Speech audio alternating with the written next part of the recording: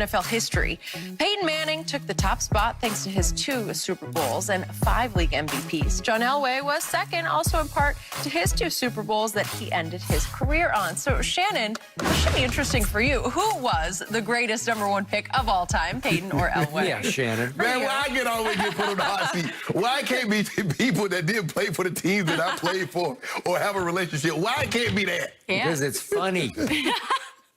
You know I love my guy Selva, but it had to be Peyton. It had to be Peyton? It had to be Peyton. Wait a second. John Elway threw you into the Hall of Fame and you're taking the other guy? And I appreciate it. I rode his coattail. I showed it. I appreciate that too, John. Good looking out for you, boy. But still, I don't know how we get past those 5 MVPs. And it's like Michael Jordan and LeBron. He has 5, but he could have easily won another one because you believe his first year in Denver. He should have been the MVP. I'll buy that. Yeah. Still with 5 MVPs, 4 Super Bowl appearances, 2 at 2 different spots. He's the first quarterback, Tom has since done it, to win Super Bowls in 2 different locations. And when he retired, he had all the records. He had the most touchdowns, most passes, most 300-yard games. He had the most comeback wins.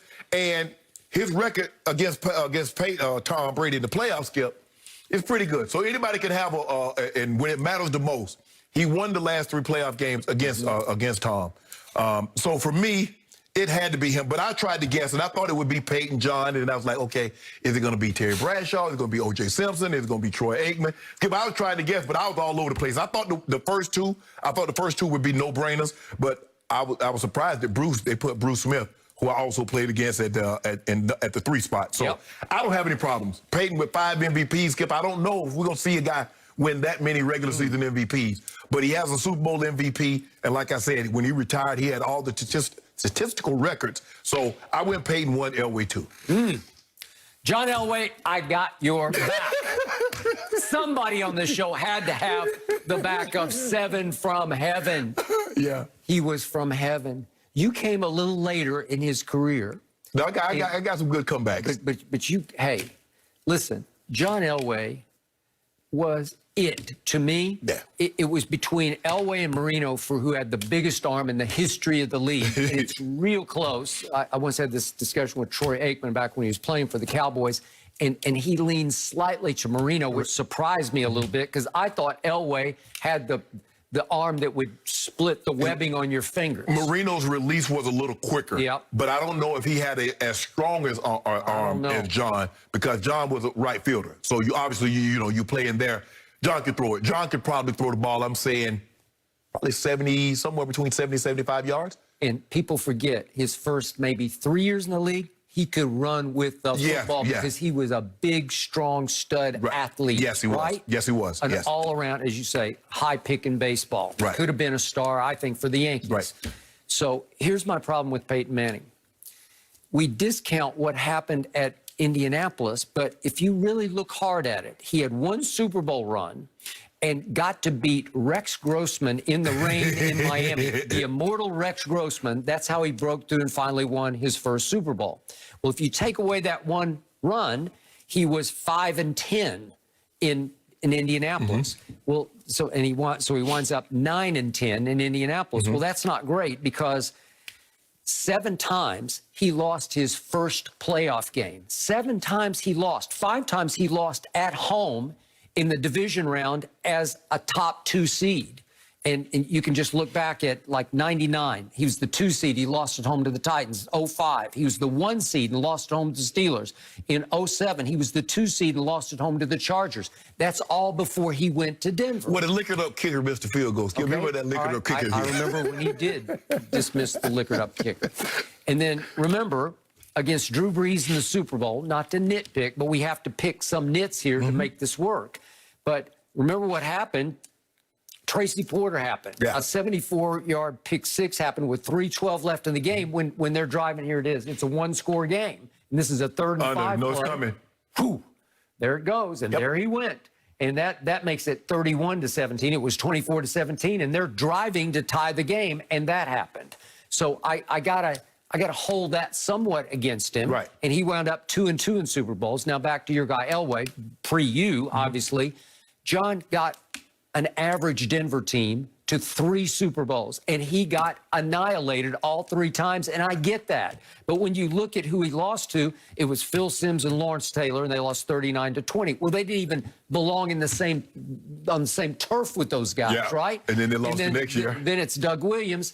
And Washington, they weren't in the same league with those guys. And then it's Joe Montana and the 49ers, and they get wiped out 55-10, not deserving to be in the same universe with I think the thing is, Skip, that because those games weren't even close. Yep. I mean, 55-10, 39-20, 39-10. I mean, the games weren't even close. Okay, but it finally took Terrell Davis with some help from Shannon Sharp. It took a different mindset and direction. Yes. It took a team that became, as you said yesterday, run-oriented. Right. You were a running football team.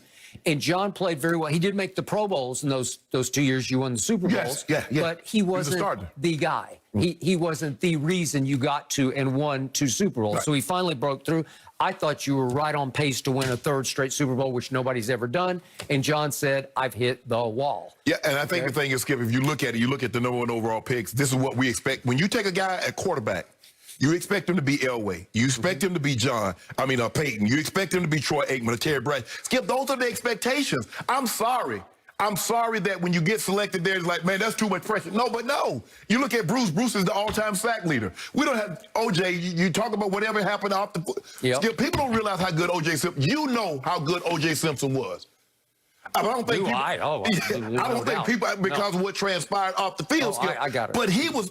Arguably, he was the greatest running back. You could make a case. Yes. And so Troy Aikman, 3 Super Bowls. Bradshaw got 4. All right. Peyton got 2. John got 2. Okay, so now back to Peyton in Denver, where you loved him. And he was spectacular during regular seasons. 45-12. But the first Super Bowl against Seattle, he was pathetic, but they were pathetic, and they were just overmatched. Skip, you can't give up a safety on the first play of the first snap of the game, snap the ball over his head. And he threw 2 interceptions in that game, and they lost 43-8. And then the one that he won in Denver against Cam and company, he throws for 141 yards, did throw a pick, and he was 13 of 23, and you win 24-10, but it was a Von Miller game. It wasn't a Peyton Manning game, so you can argue he went along for the same ride that John got to go along with on his final 2 breakthrough Super Bowls.